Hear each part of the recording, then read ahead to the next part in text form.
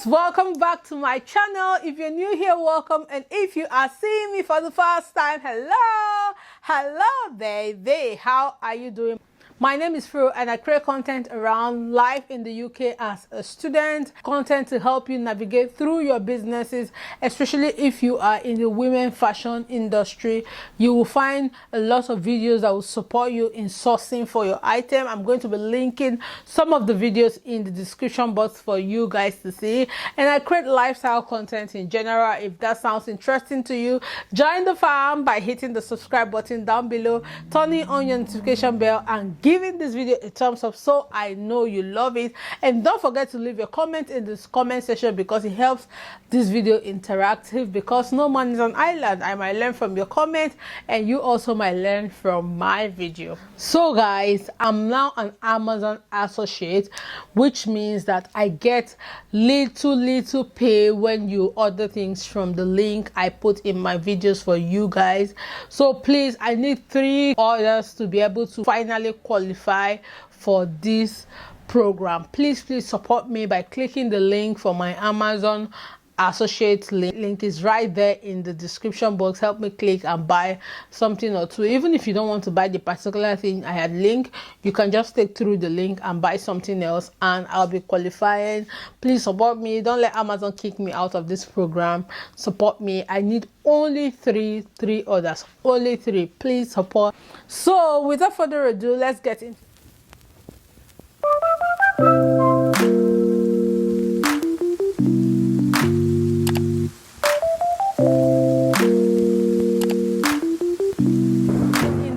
I'm going to be telling you everything you need to do to avoid getting a rejection when applying for the UK Tier 4 visa. So this video is a highly requested video because ever since I announced that I am in the UK doing my masters, a lot of you have been asking me a lot of stuff about the visa, and I decided to share some of the tips and tricks in this video for you guys. So in case you don't know what the UK Tier 4 visa is, the visa is simply a visa that allows anyone that is outside the European Economic Area to come into the UK as a student. So you want to come into the UK as a college student or as a university student, be it undergraduate or be it masters or even PhD level, you will be needing a Tier 4 visa. And in this video, I'm going to share with you some of the things I saw that made them reject some people their Tier 4 visa. So if it sounds interesting to you and you have intention of applying for this visa, or you want to know things to increase your chance of getting the Tier 4 visa, keep watching. Make sure you take the school you're applying for serious, because these people are people that are going to be recommending you for a Tier 4 visa. So whatever you're doing with them, make sure it is serious. Make sure that you're listening to your email. Whatever they email you, make sure you respond when you are in your application process. Applying for a school is something anyone can do, but it can be daunting if it's your first time to do it. Some of you have been asking me for agent recommendation. If you know, in my former videos I used to tell you that I help people do admission. Yes, this is something I've been doing for some time now, and I did all my processes myself, my visa, my student application to get the school I am going for. I did everything myself with the help of the school guiding me. I did them myself. But if you're someone that you're not that confident to be able to do these things yourself, I will advise you get an agent. So contact me, I will help you. So you can check me. My Instagram is going to be up there. You can check me and we'll talk about it and I will help you. So make sure you take the business of the school serious. Make sure you reply their emails on time. Make sure you pay keen attention to every details they are going to be giving you, everything they are going to be requesting from you. Make sure you pay keen interest. Do not make any topographic error. Do not skip any document. So if in case there's a document they ask for and you don't have it, please reach out to them and say to them, I don't have this document. Are there alternatives? Are there something I can give you in place of this document or something like that? And they will answer you. Don't be scared of them. Be open to ask them whatever you want to, because you're giving them a lot of money. This money is not easy to come by. Even them, they can't even pay this money. So make sure you are paying attention to this school properly. The next one is your CAS information. Make sure you get your CAS letter from the school before you apply for your visa. Do not, I repeat, do not apply for your visa before getting your CAS, because some agents will advise, let's go ahead and be applying for the visa. When the CAS come, we'll swingle it. No, they are going to reject you. Do not apply for your visa except you get your CAS. And when the school, CAS is just a document showing that the school actually recommends you for the visa, because the school are going to be like your sponsor, people that want you to come to the UK. So make sure you follow their rules and their direction while you are going through your process. So wait for your CAS before you apply for your visa. And if for any reason your CAS is taking late, because there are times when this CAS come late, call the school. Be confident enough to call the school. At this point, I should have received my CAS, but it's 1 week now, I've not received my CAS. What is the problem? Send them email. It is your right. Do not be scared. Send them email. And when they send you your CAS, make sure you sit down and correspond what is on your passport and what is in the CAS. Your name, your date of birth. Do not just assume in your head, I know my date of birth, I know my name, I can spell my name, so let me go ahead. It's okay. No. Make sure you look at your passport, look at your CAS, look at all the information, especially your name, your date of birth, your title, if you're a Mrs. or you're a Mr. Make sure all those I's and T's are dotted and crossed before you proceed to the next level. So if there's anything that you do not understand, maybe your name is not spelled correctly, or maybe your date of birth is not put properly, or if there is a particular detail that is not attached properly in your CAS, please return the CAS back to the school and point it out to them. Because if you take that kind of CAS, probably because you're desperate to get out of the country, or you're desperate to start with your program, and you submit that kind of CAS to the immigration or to the home office, they are going to reject your visa. Make sure that your CAS and your passport is corresponding. Everything is the same thing. Every details in your CAS is the same details in your passport. The way your name appears in your CAS is the same way your name appears in your passport. So if you're doing it by yourself, please don't just look at it alone. Make sure you give your spouse, if you're married. If you're not married, give your brother, your sister, just somebody that is a second eye that will help you go through this thing and make sure that there is no typographic error, there's no spelling mistake, there's no misplacing of stuff before you are ready to submit your visa to the home office or to the immigration in any country that you are. The next one is make sure you fill your document for your visa properly. Fill the document in your visa application properly. If you're doing it by yourself, when you're done, before you submit it, call someone else to help you go through it.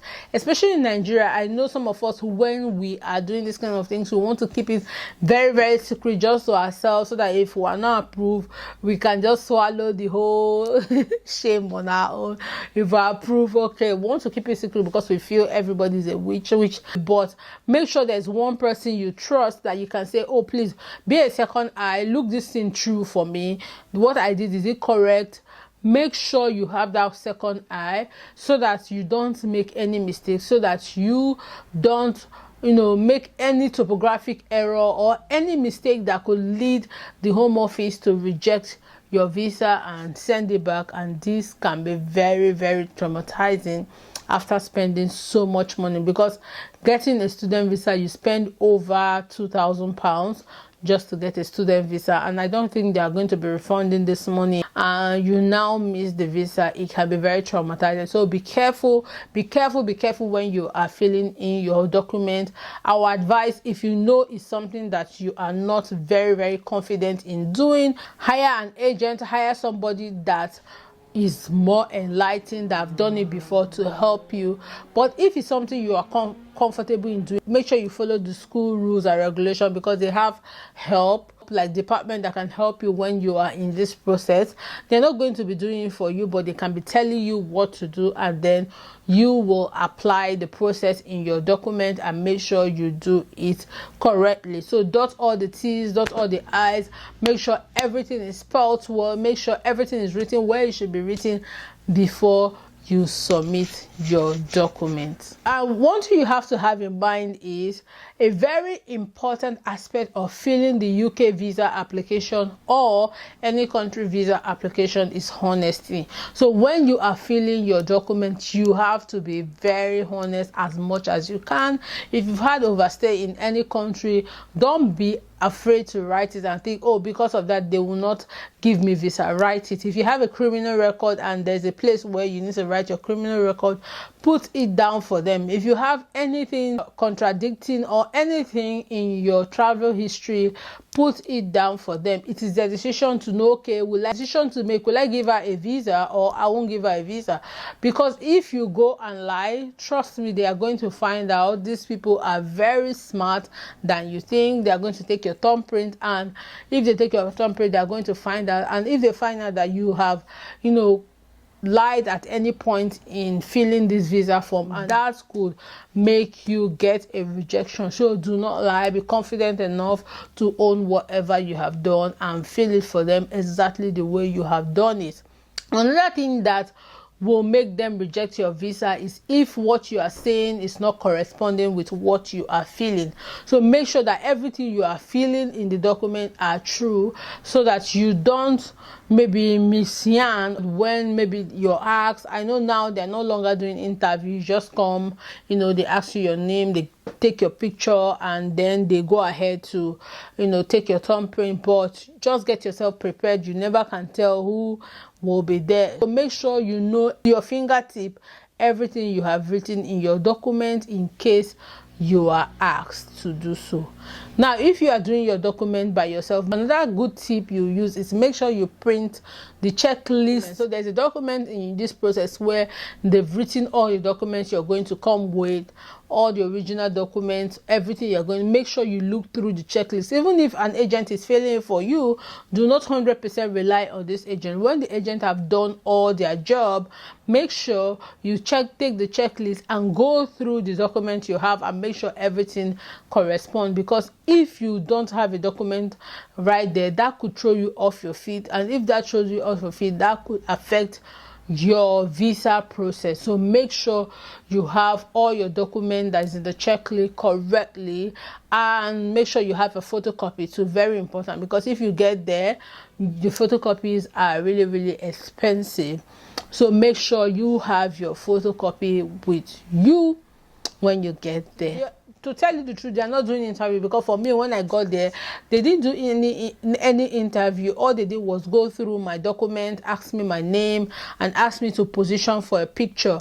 But I still prepared myself in case the person that is in the position as of that day wakes up from the wrong part of the bed and decides to ask me a lot of questions. So I decided to prepare myself for anything I'm going to meet. So I made sure I go through my credibility interview practice properly before I got there, so that in case they ask me any question, I'll be able to answer the question.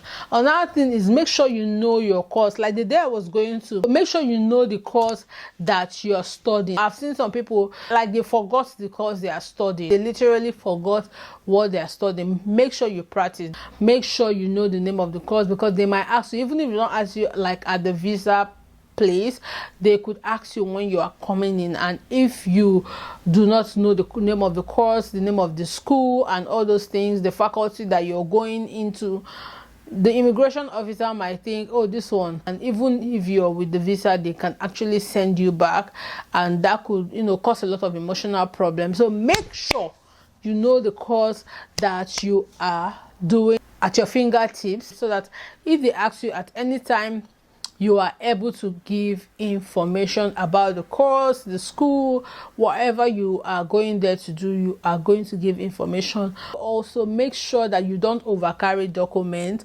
Make sure you follow the checklist. Don't overcarry document, because this can actually be something that could start giving you bad luck if you carry too many documents, because sometimes some agents tend to be like overhyped. They'll tell you go and do police report, go and do this, go and do. Meanwhile, these things, you do not need them. So make sure you don't overcarry documents.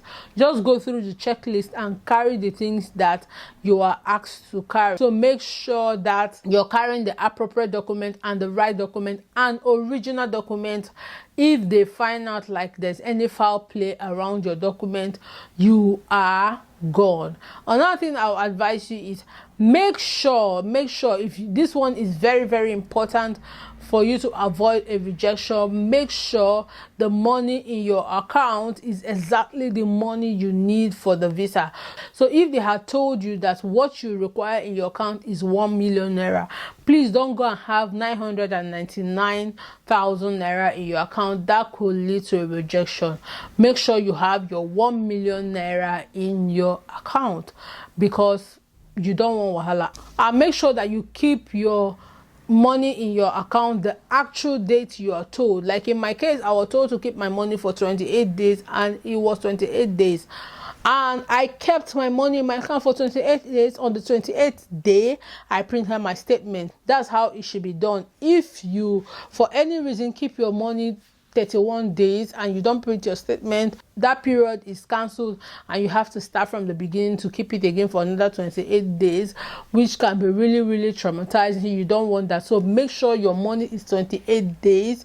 So if you put it today, from tomorrow you start counting your 28 days, and once it's the 28th day, go and print your account statement ready for your visa. These are all the things you can do to avoid your visa being rejected. But let me just give you some tips and tricks I think you can use. For example, be careful when you are going to submit your document, because those guys at the immigration, especially if you're Nigerian, they are horrible. They will extort all the money in your hands. Be careful. I will let you know. If you have packed your document correctly at home, just go straight to where you're going and walk in.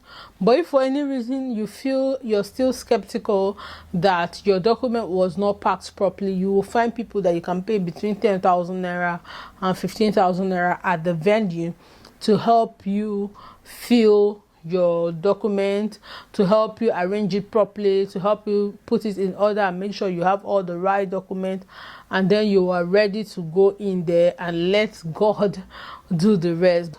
Right now they don't do interview. They just ask you a basic question like, what's your name, what course are you going to study?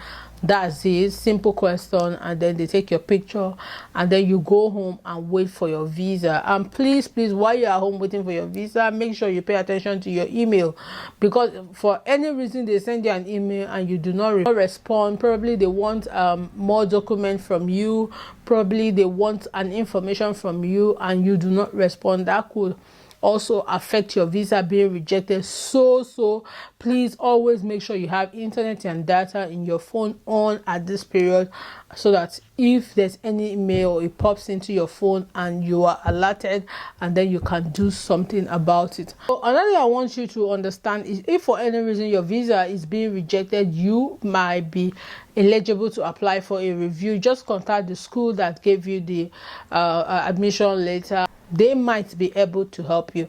I hope this video helps you. Please, if there's any video you want me to do, put them in the comment section, ask me questions, interact in the comment section. Until I see you in another video. Bye bye.